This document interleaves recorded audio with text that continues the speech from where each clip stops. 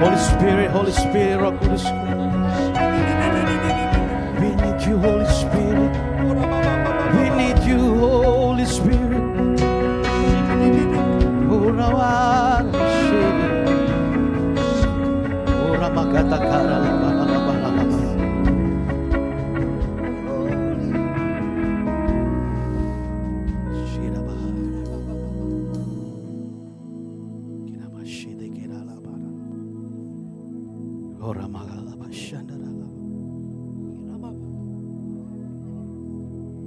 Holy, holy, holy are you, Lord.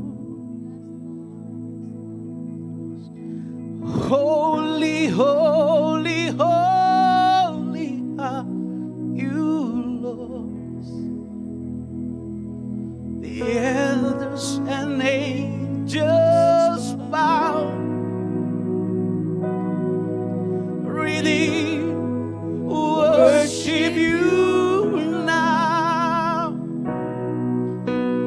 Holy, holy, holy are you, Lord.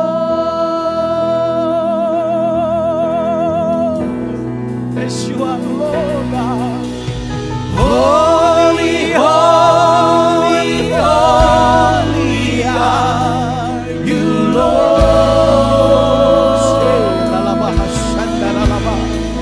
Roh Kudus, come on, Roh Kudus. Holy, holy, holy are you, Lord.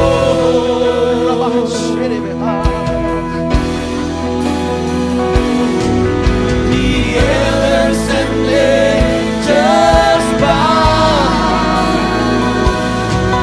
really worship you now. Holy, holy, holy are you, Lord.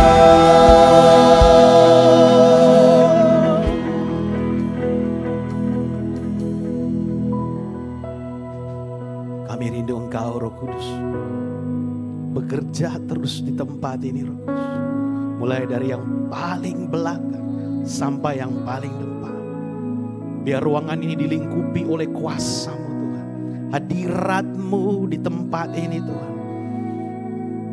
Kehadiran-Mu mematahkan setiap kuk, melepaskan setiap yang terikat.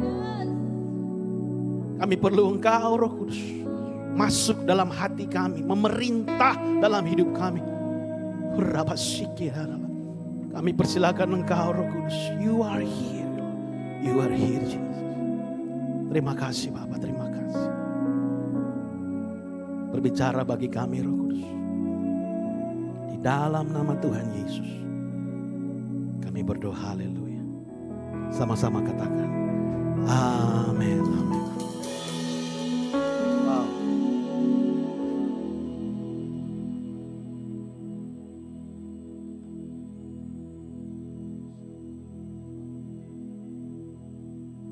Shalom Bapak Ibu Saudara. Saya percaya Bapak Ibu Saudara hadir di tempat ini karena merindukan Tuhan.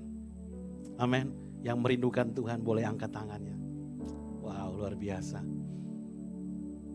Terima kasih buat tim pastoral, terima kasih buat Pastor Chandra, Pastor Nova, Pastor Carlo dan Pastor Thelma yang boleh mengizinkan saya kembali untuk sharing kebenaran firman Tuhan. Dan Bapak Ibu Saudara, kita baru selesai dengan kebangkitan Tuhan Yesus dan sepanjang 40 hari ini ke depan banyak hal yang akan terjadi sampai kenaikan Tuhan Yesus dan bahkan sampai pencurahan Roh Kudus. Dalam tema gereja ini saat ini kita berbicara tentang Roh Kudus dan izinkan saya untuk memberikan judul sharing pada pagi hari ini, yaitu Encounter with Holy Spirit atau perjumpaan dengan Roh Kudus. Kisah Rasul 17 ayat 26 sampai 27 berkata seperti ini. Dari satu orang saja ia telah menjadikan semua bangsa dan umat manusia untuk mendiami seluruh muka bumi. Dan ia telah menentukan musim-musim bagi mereka dan batas-batas kediaman mereka. Yang ke-27, supaya mereka mencari Dia dan mudah-mudahan menjamah dan menemukan Dia.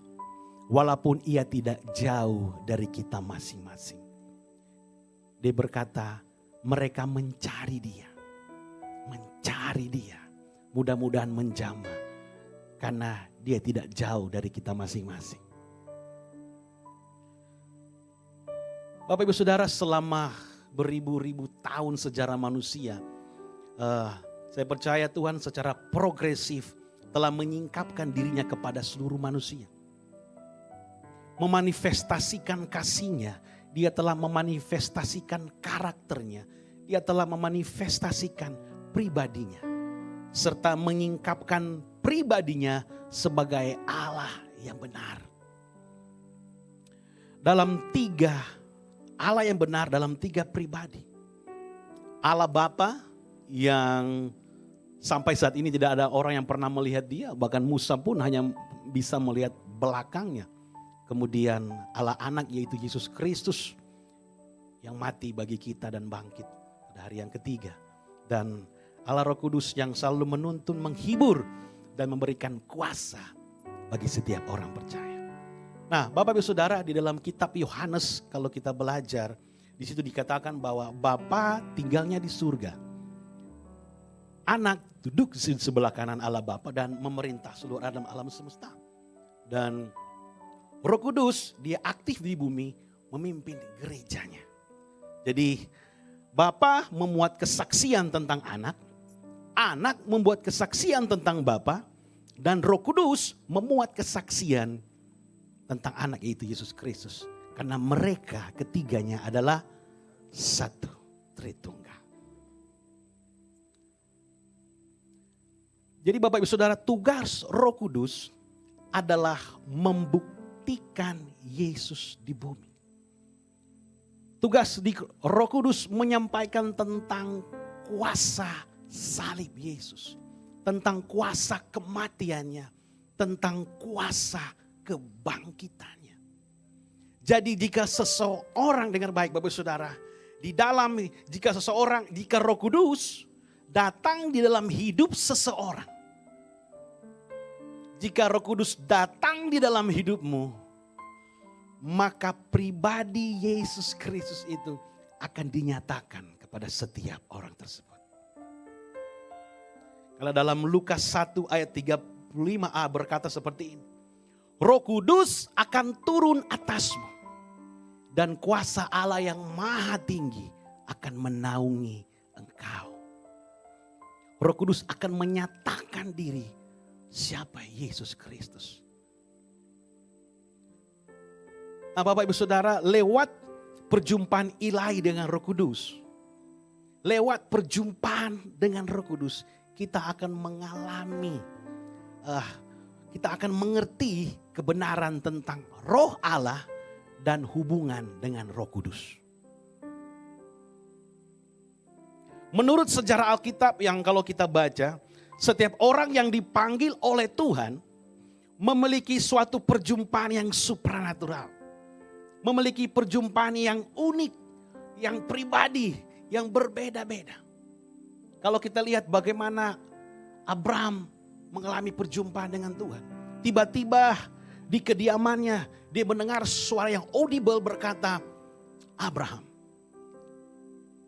pergilah ke negeri yang akan Tuhan janjikan. Aku akan membuat engkau menjadi bapa seluruh bangsa. Dan Abraham mendengarnya karena dia mengalami perjumpaan. Yakub mengalami perjumpaan dengan Tuhan ketika dia melihat ada satu tangga dari surga turun dan malaikat naik turun di tangga tersebut. Padahal dulu sebelumnya dia seorang penipu. Ketika dia mengalami perjumpaan ini, dia itu mengubah seluruh hidupnya. Yusuf yang dia tidak mengerti tentang siapa dirinya, tetapi ketika dia mimpi ada matahari, ada bulan, ada bintang-bintang datang sujud menyembahnya, dia mengerti ini bukan sesuatu yang biasa. Ini perjumpaan yang luar biasa. Ketika Yesaya melihat tahta Allah yang besar, dia terheran-heran dan dia ketakutan karena tahta Allah yang besar itu. Ketika Musa berjalan dan dia melihat semak-semak duri terbakar, dia wow, kenapa bisa terbakar tetapi tidak hangus? Dan Tuhan berbicara kepada Musa. Waktu Paulus sedang ke Damsyik, tiba-tiba Tuhan menjamahnya secara supernatural, membuat dia bisu dan matanya tidak bisa melihat. Nah, Bapak Ibu Saudara, seluruh nabi-nabi Tuhan, seluruh rasul Tuhan, bahkan setiap orang percaya yang mengalami perjumpaan-perjumpaan seperti ini memiliki satu kesamaan. Yaitu apa? Membawa dampak kerajaan Allah bagi setiap generasinya. Membawa dampak di wilayah dia berada. Membawa dampak di masyarakat di mana dia berada. Bahkan membawa dampak bagi satu bangsa. Dalam MDPJ pelayan jemaat kemarin, Pastor Niko berkata, seseorang yang menguasai kampus-kampus, dia akan menguasai bangsa. Nah, Bapak Ibu Saudara, di zaman ini, di zaman akhir ini, Tuhan sedang memanggil Bapak Ibu Saudara, menugaskan kita, memberdayakan kita untuk membuat dampak bagi dunia. Zaman ini akan berlalu, segera berlalu.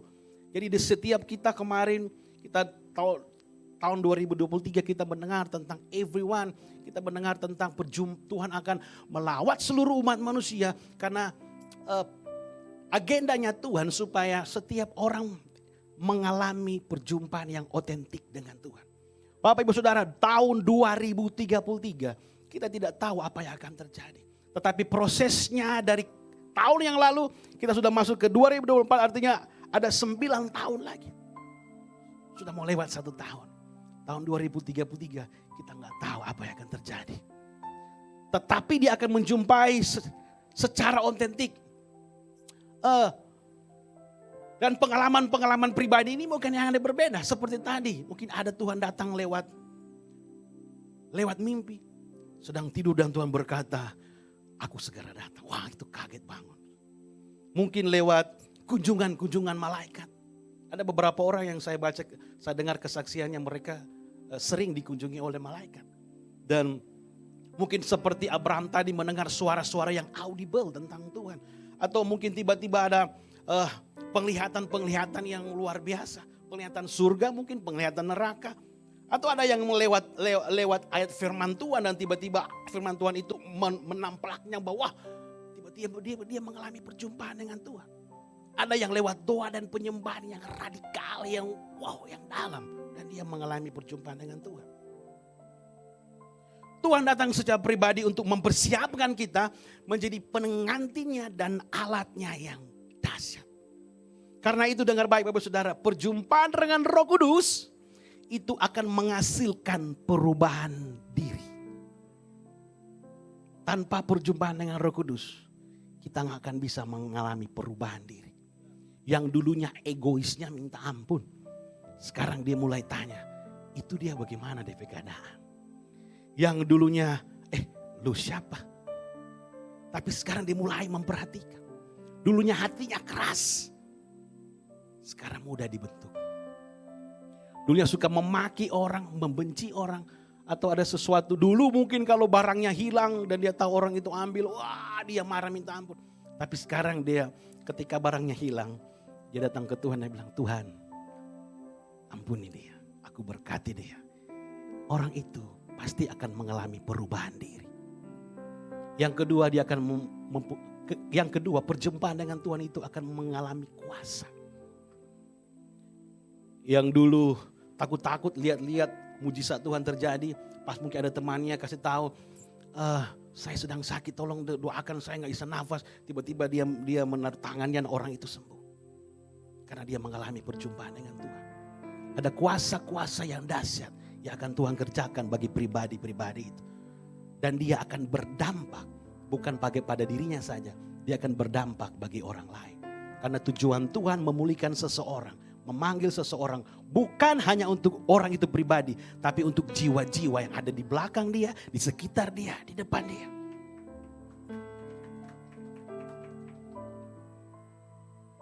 Bapak Ibu Saudara, 2009 saya ada di mana keadaan saya lagi sangat parah. Sampai saya terpikir untuk bunuh diri gitu. Karena tekanan-tekanan hidup yang luar biasa yang membuat saya nggak bisa tahan. Mungkin Bapak ya Ibu mungkin bisa tahan, tapi untuk saya mungkin saya nggak bisa tahan. Jadi ceritanya ini saya sudah bersaksi sebelumnya. Ceritanya saya sudah rencana untuk nikah dan semua udah dipersiapkan. Dan hati yang mau nikah gimana gitu ya kalau kita mau nikah dengan orang-orang yang kita suka gitu ya. Tapi tiba-tiba dia telepon saya dan dia bilang kita di sini aja berakhir gitu. Terus udah dipersiapkan gimana? Ternyata dia jalan dengan orang lain. Dia lebih memilih orang lain. Terus saya gimana gitu. Uang, finansial, waktu semua sudah diserahkan, bahkan saya memutuskan untuk saya harus turun, saya harus resign dari perusahaan yang saya dambah-dambahkan. Karena dia gitu, karena 1 bulan cuti dan 1 bulan kerja, 1 bulan meninggalkan dia itu agak susah buat saya. Saya harus mengurungkan diri dan setelah sampai buat semua itu, dia katakan kita sampai di sini gitu. Dan hari lepas hari, ini saya sudah sharing ke istri saya, istri saya tahu Bapak Saudara. Dan Bapak Saudara, sakit hati itu luar biasa gitu. Karena dampaknya sampai kulit ini sakit Bapak Saudara. Sampai kulit ini kayak kram, kesemutan gitu. Dan saya pikir ini apa? Di waktu itu saya lagi bergairah karena Tuhan. Saya lagi mencari Tuhan dengan gila-gilaan. Saya lagi memberikan segalanya juga untuk Tuhan. Tapi kemudian hal ini datang dalam hidup saya. Saya bilang Tuhan gak adil. Tuhan gak adil. Dan saya tertekan, begitu tertekan. Ada sekitar 16 hari. Setiap hari itu neraka bagi saya Bapak Saudara. Susah gitu. Setiap malam saya berdoa dengan menangis. Dan hari yang ke-16 mungkin ini hari yang gak saya bisa tahan. Saya teriak jam 12 malam, saya teriak sama Tuhan. Tuhan, gak mampu Tuhan. Tolong saya Tuhan, tolong Tuhan. Jam 12 malam, sekitar jam 12 malam. Tiba-tiba Bapak Ibu Saudara, ruangan yang saya tidur itu, tiba-tiba kayak rasa itu berubah menjadi terang. Saya kaget, ini kok terang, entah saya tutup mata atau seperti apa.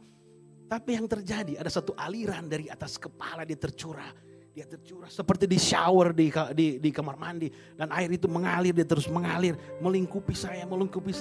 Kemudian dari tangisan sakit hati itu, tangisan kesengsaraan itu menjadi tangisan sukacita.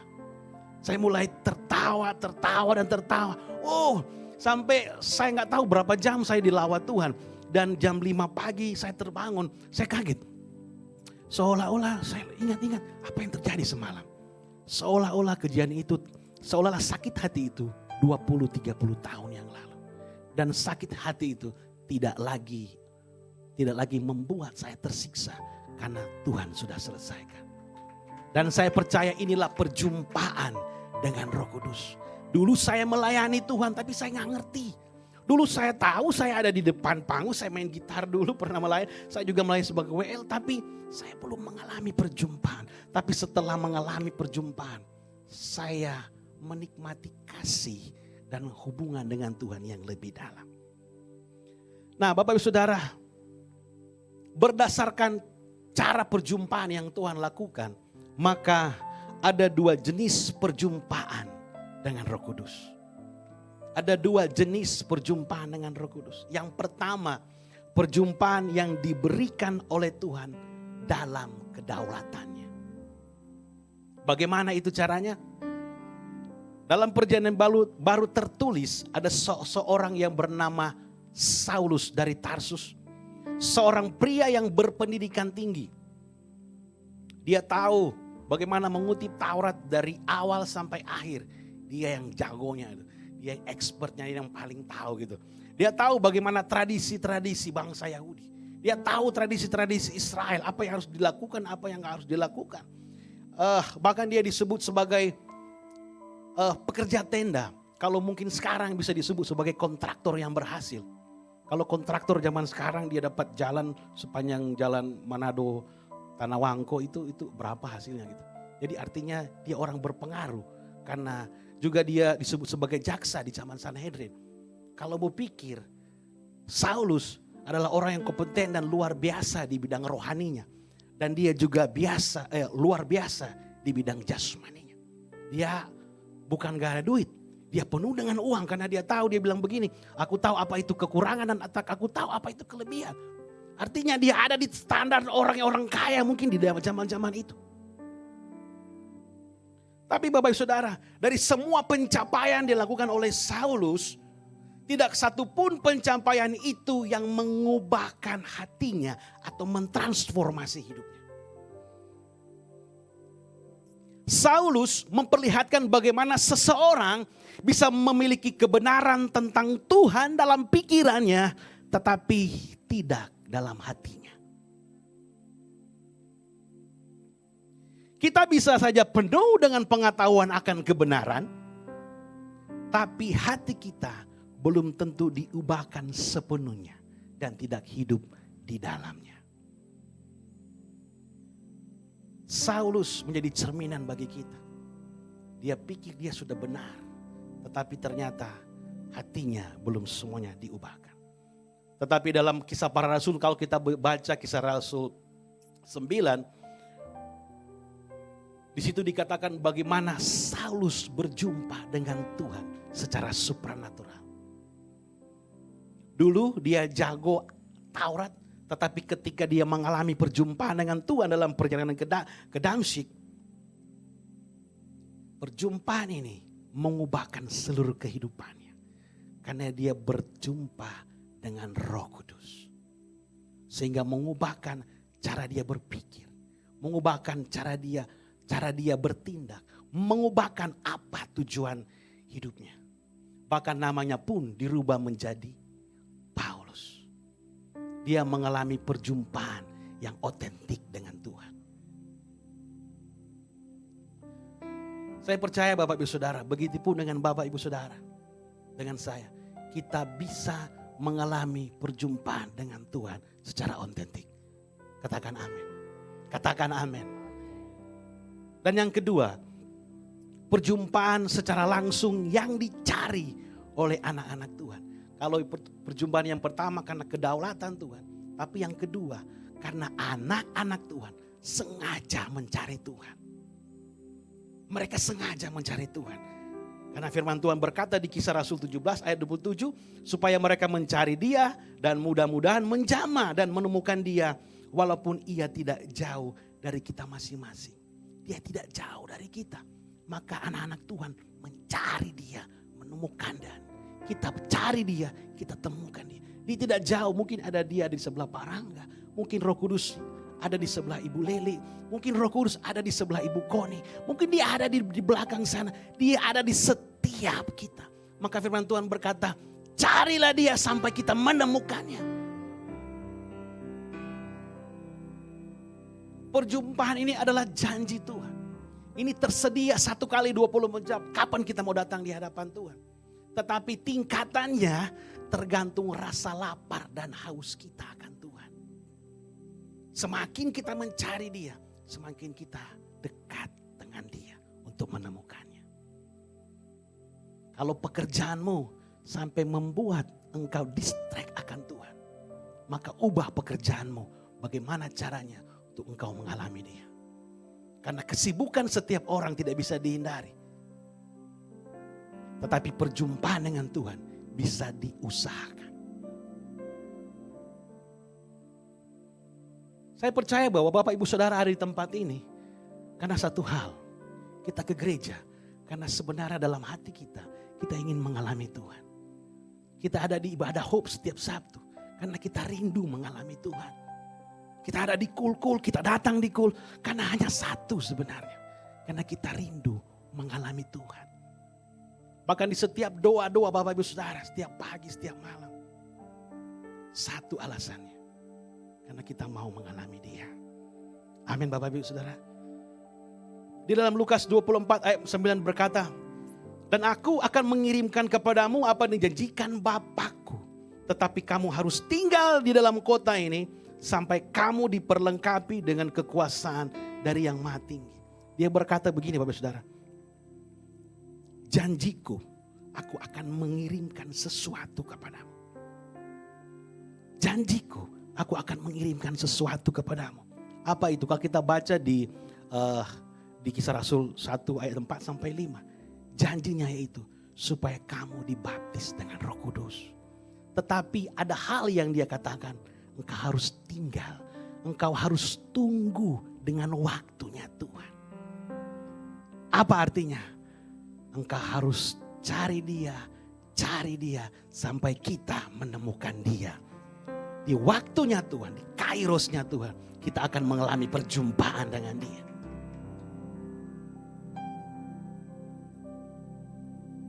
Ada lagu yang berkata seperti ini Bapak Saudara. Roh Kudus yang manis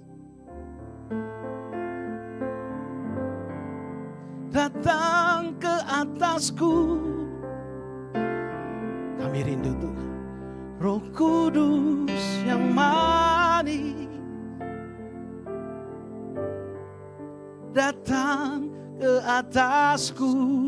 Roh Kudus yang manis, Roh Kudus yang manis, we search you Lord, datang ke atasku.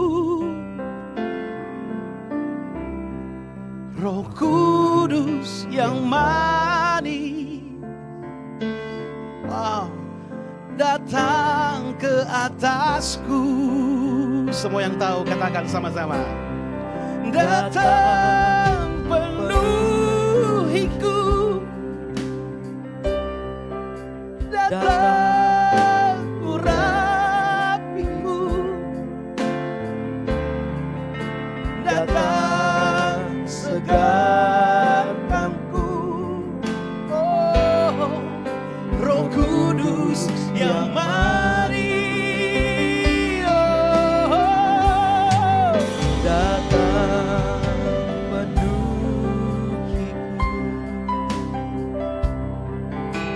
datang urapiku, datang segarkanku.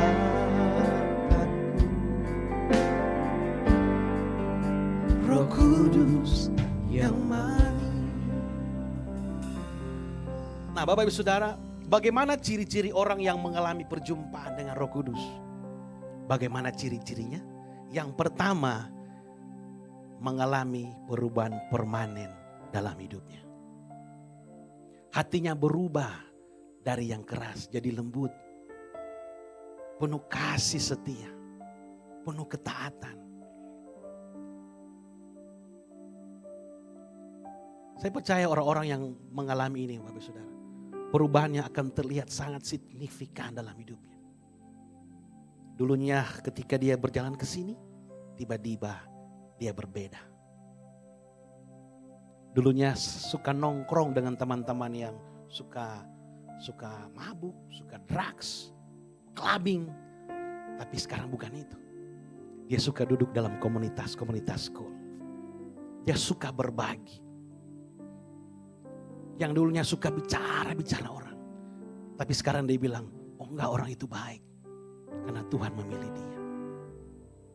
Ada perubahan ini, permanen yang terjadi. Dan yang pasti, dia mengerti bahwa dia diselamatkan Tuhan. Dengan baik Bapak Ibu Saudara. Setiap keselamatan yang Tuhan Yesus berikan, kita harus mengalami perjumpaan dengan Roh Kudus. Kita tidak bisa berhenti dengan diselamatkan. Kita nggak bisa berhenti dengan, wah sudah Yesus sudah mati di kayu salib untuk saya. Tidak berhenti di situ Bapak Ibu Saudara.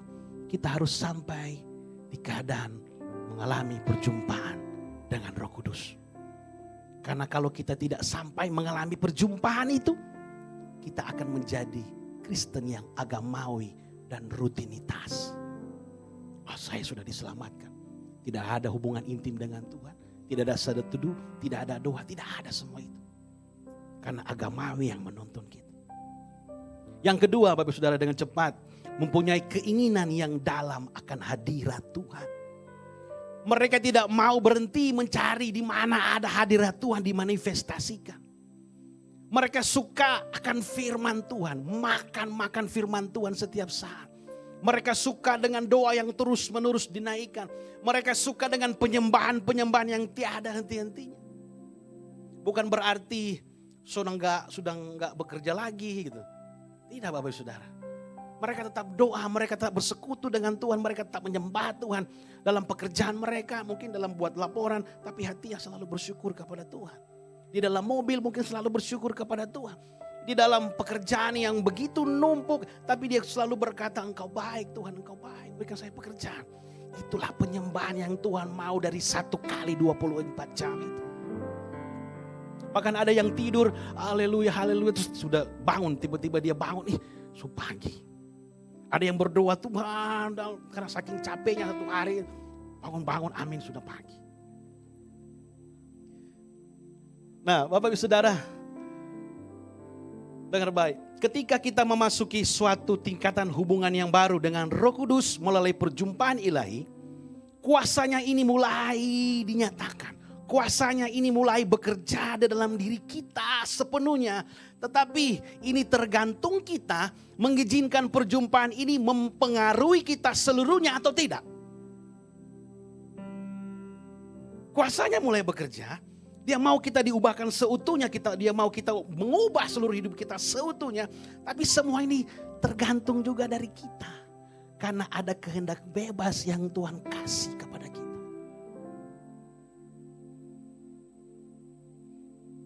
Apakah perjumpaan ini akan mempengaruhi kita seluruhnya dalam hidup kita? Ataukah kita hanya mengizinkan hal yang terbatas? Atau ada hal-hal yang terbatas yang kita coba tidak kasih ke Tuhan. Oh, ini jangan Tuhan. Ini jangan Tuhan. Yang lain boleh gitu. Yang lain boleh. Yang rokok, yang pemabuk, yang hura-hura, yang pemarah, pendendam, yang dengki, semua. Tapi ini jangan Tuhan. Yang ini jangan. Karena ini berhubungan dengan 03 gitu. Jangan, ini jangan kasih. Ini berhubungan dengan mungkin punya selingkuhan di belakang atau di depan. Jangan Tuhan. Jangan dulu. Karena Tuhan mau membuat kita mengalami perjumpaan dengan Tuhan. Tetapi itu tergantung sepenuhnya, itu tergantung dari kita. Kita mau mengizinkan sepenuhnya itu atau hanya kita sisipkan yang batas-batas saja. Pernah gak Bapak Ibu Saudara di dalam satu ibadah sebenarnya dorongan kuat untuk didoakan. Sebenarnya dalam ibadah itu ada dorongan kuat untuk kita mengangkat tangan, kita menyembah Tuhan. Dalam ibadah itu kita dituntut Tuhan untuk lebih lagi engkau menyembah Tuhan. Tapi kita sendiri yang gak mau melakukannya. Itu adalah batas-batas yang tidak kita izinkan untuk Roh Kudus bekerja. Nah, Bapak Ibu Saudara, dengan cepat sudah sejam. Di dalam Alkitab ada 12 murid yang luar biasa yang Tuhan taruh. Ini powerful sekali karena 12 murid pertama ini. Tetapi Bapak Ibu Saudara, mereka semua ini mengalami perjumpaan dengan Tuhan. Setiap hari mereka dengan Tuhan, mengikuti Tuhan. Tapi ada satu pribadi yang disebut Yudas. Ini sesuatu yang berbeda. Kenapa dia berbeda? Yudas mungkin kecewa dengan Tuhan. Karena dia pikir waktu digalang-galang Yesus Kristus menjadi raja, dia pikir menjadi raja seperti bangsa-bangsa Israel sebelumnya gitu. Dia pikir mungkin kali Yesus jadi raja, mungkin saya dapat proyek jalan gitu. Mungkin saya dapat jabatan sebagai kepala daerah gitu. Kepala wilayah Bethlehem gitu. Tapi enggak seperti itu. Kenapa itu condongnya ke sini? Kenapa Bapak Saudara? Karena terbukti bahwa Yudas menjual Yesus dengan 30 keping perak. Yudas mengalami perjumpaan dengan Tuhan. Tetapi bagian uang dan bagian jabatan jangan Tuhan. Yudas skip itu. Yudas skip itu. Jangan Tuhan yang ini. Tapi Yesus sudah mengetahui sebelumnya. Dalam Yohanes 6 ayat 70 berkata, jawab Yesus kepada mereka, bukankah aku sendiri yang telah memilih kamu yang 12, namun seorang di antaramu adalah iblis. Saya kaget waktu baca ini Bapak Saudara. Waktu saya pelajari Tuhan ini gimana. Dia berkata, namun seorang di antara kamu adalah iblis. Dia tidak katakan begini. Namun seorang di antaramu adalah jiwa yang terhilang. Namun seorang di antaramu adalah jiwa yang tersesat. Namun seorang di antaramu adalah jiwa yang perlu diselamatkan kembali. Tidak, tapi dia katakan iblis. Kenapa? Saya mulai tanya Tuhan kenapa? Karena selama 3 tahun setengah Yudas ada bersama-sama dengan Yesus. 3 tahun setengah dia melihat bagaimana mujizat itu dilakukan. 3 tahun setengah dia melihat bagaimana kebesaran Tuhan. Bagaimana pengajaran Tuhan yang mengubahkan seluruh dunia. Dia melihat bagaimana kasih Tuhan dicurahkan. Dia melihat apa yang Tuhan lakukan. Detail and detail. Bahkan mungkin dia lihat pasti loh saudara. Waktu Petrus naik ke gunungnya Tuhan dan kemudian ketemu dengan Musa dan Elia. Saya percaya paling Petrus katakan ke Yudas, Das, lu tahu nggak? Itu tadi di atas itu ada 2 loh nabi ketemu dan silau itu tempat itu silau gitu. Saya percaya Yudas tahu itu, dia mengerti itu. Tapi kenapa perjumpaan dengan Yudas tidak mengubahkan hidupnya seluruhnya? Karena roh keserakahan itu yang ada di dalam hatinya. Dia hanya bukan memikirkan tentang kerajaan Allah. Tapi dia memikirkan bagaimana perut saya penuh. Bagaimana istana saya dibangun. Bukan kerajaan Allah. Nah Bapak Ibu Saudara dengan baik. Yang Tuhan mau dalam perjumpaan dengan Roh Kudus. Kita bersedia berserah seutuhnya. Kita berserah pada kehendaknya. Kita menyerahkan keinginan dan pemikiran melayani diri sendiri. Kita berserah untuk dikendalikan oleh roh, yaitu firman Allah daripada kedagingan kita. Berserah akan Tuhan, bersandar penuh akan Tuhan. Dengar baik Bapak Ibu Saudara, saya tutup dengan ini. Jika Bapak Ibu kita semua terus bergumul dengan dosa, diintimidasi terus, tertekan, tekanan hidup, masalah hidup yang yang silih berganti datang terus menerus sampai membuat kita terus jauh dan kebingungan hari-hari ini. Dengar baik, kemungkinan Bapak Ibu Saudara membutuhkan perjumpaan dengan Roh Kudus. Karena dalam perjumpaan itu, percayalah, engkau akan dimerdekakan, engkau akan dipenuhi dalam kelimpahannya. Mari sebelum kita bangkit berdiri.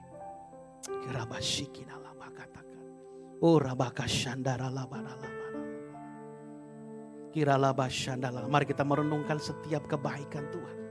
Perjumpaan dengan Roh Kudus. Perjumpaan dengan Engkau Roh Kudus. We want more, we want more, we want more. Shirabahara bashandara labaka. Urabakana lama lama shikiria la. Mari saya namukan yang bisa berbahasa roh, kita berbahasa orang. Urabashikira bakara bashandara labakana lama. Encounter with you Holy Spirit. Kira lama shenderere hara labakana lama. Kami terbuka di hadapanmu pagi hari ini. Urabashikiria bapa. Haleluya.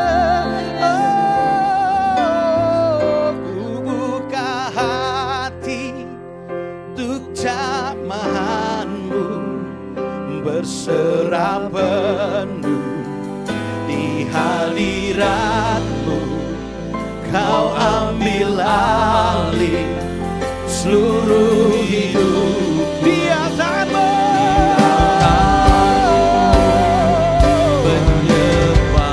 Ku buka hati,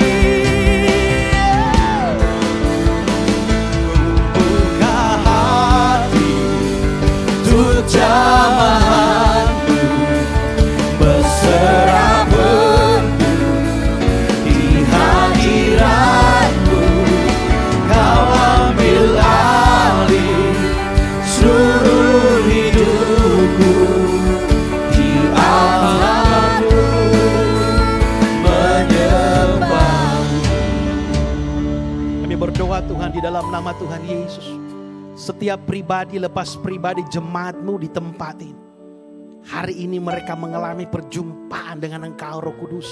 Setiap hal yang mempengaruhi mereka untuk tidak bertumbuh bambu dihancurkan. Setiap hal yang mengikat mereka dilepaskan. Setiap hal yang membuat mereka tidak naik.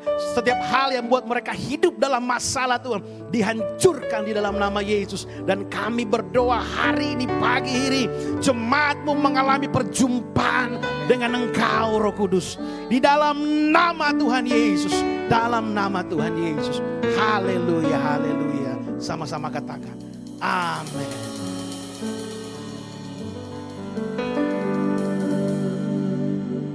Silakan duduk Bapak Ibu Saudara sekalian.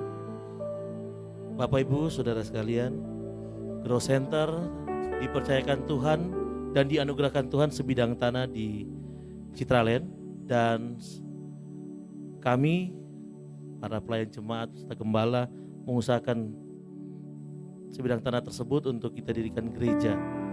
Kami sudah membersihkan tanah tersebut dan kami siap untuk mendirikan gereja. Karena itu kami memberikan kesempatan bagi Bapak Ibu Saudara sekalian untuk menabur bersama sebagai bentuk keinginan kita untuk membangun gereja kita di Citraland. Karena itu sebelum kita menabur, mari kita berdoa. Tuhan Yesus, terima kasih Tuhan. Kami bersyukur Tuhan, Kau memberikan kami sebidang tanah Tuhan Yesus untuk mendirikan rumah-Mu Tuhan Yesus. Dan kami percaya Tuhan, kalau Engkau yang berikan tanah ini bagi kami, maka Engkau yang akan menyiapkan segalanya bagi kami Tuhan. Berkatilah setiap tangan yang akan menabur Tuhan untuk pembangunan gereja ini Tuhan Yesus. Biar melalui tangan-tangan ini Tuhan, nama Tuhan ditinggikan Tuhan Yesus. Terima kasih Tuhan Yesus, terima kasih. Yang siap menabur, mari sama-sama kita katakan, amin. Segalanya yang ku miliki, semuanya daripadamu, kan ku bawa persembahanku yang terbaik hanya bagimu. Segalanya yang ku miliki, semuanya bagi Bapak Ibu yang sudah selesai persembahan, bolehkah kita sama-sama bangkit berdiri? kan ku bawa persembahanku yang terbaik hanya bagimu.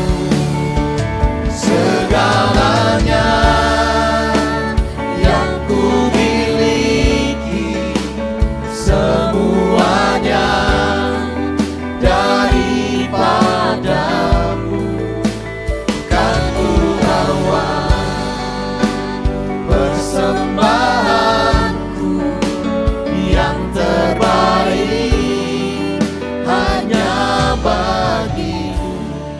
Saya percaya setiap kita diberkati oleh kebenaran firman Tuhan yang diberkati boleh lambaikan tangan. Pastor mau katakan bahwa kita memasuki masa pancaroba. Jadi Bapak Ibu tolong jaga kesehatan, banyak minum vitamin, bisa istirahat yang cukup supaya kita tetap sehat, kita dapat beribadah. Bahkan ke depan libur yang panjang, jaga kesehatan kita sungguh-sungguh. Ini waktu terbaik untuk kita bisa quality time dengan keluarga kita. Yang setuju katakan amin. Bahkan tanggal 11 nanti kita ada cool day. Bagi Bapak Ibu yang sudah gabung dalam cool day, yuk sama-sama kita akan ada di cool day tanggal 11. Dan sebelum kita pulang, angkat tanganmu, arahkan wajahmu kepada Tuhan. Bapa, saat ini kami berdoa Tuhan untuk hamba-Mu Pastor Lumen. Tuhan, terima kasih untuk hamba-Mu. Berkati, urapi dengan roh hikmat pewahyuan yang baru di dalam nama Tuhan Yesus untuk Pastor Lumen. Begitu juga dengan kita Tuhan, ibu kita, keluarganya. Kau pakai dalam setiap usaha pekerjaan tangan mereka. Kau buat berhasil. Begitu juga di dalam pelayanan dan nama Tuhan dipermuliakan. Dan saatnya kami akan pulang. Kami rindu menerima berkat yang terbaik dari Tuhan Yesus. Jemaat yang dikasihi Tuhan, pulanglah dan terimalah berkat Tuhan. Segala berkat, kuasa dan otoritas berasal dari surga, yaitu berasal dari Tuhan kita Yesus Kristus. Kiranya Tuhan Yesus memberkati ketika engkau masuk dan keluar. Diberkatilah engkau di kota maupun di desa, di gunung maupun di lembah. Diberkatilah setiap bakul adonanmu dan diberkatilah buah kandunganmu di dalam nama Tuhan Yesus. Diberkati pribadi dan keluargamu Dan kiranya berkat dalam nama Bapa, Putra dan Roh Kudus, berkat dalam nama Tuhan Yesus menjadi bagian kita semua mulai hari ini sampai Maranatha, bahkan sampai kekal selama-lamanya. Biarlah setiap kita yang telah menerima berkat dan janji-janji Tuhan sama-sama katakan amin.